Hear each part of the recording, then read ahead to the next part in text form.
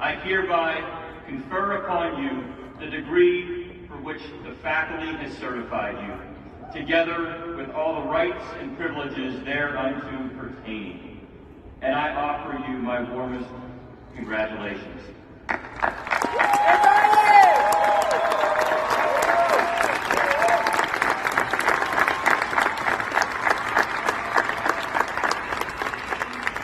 Please be seated. 21, I am privileged to lead you in moving your tassels from right to left, signifying your status. On the count of 3, we will do this together. 1, 2, 3. Congratulations, Sheridan.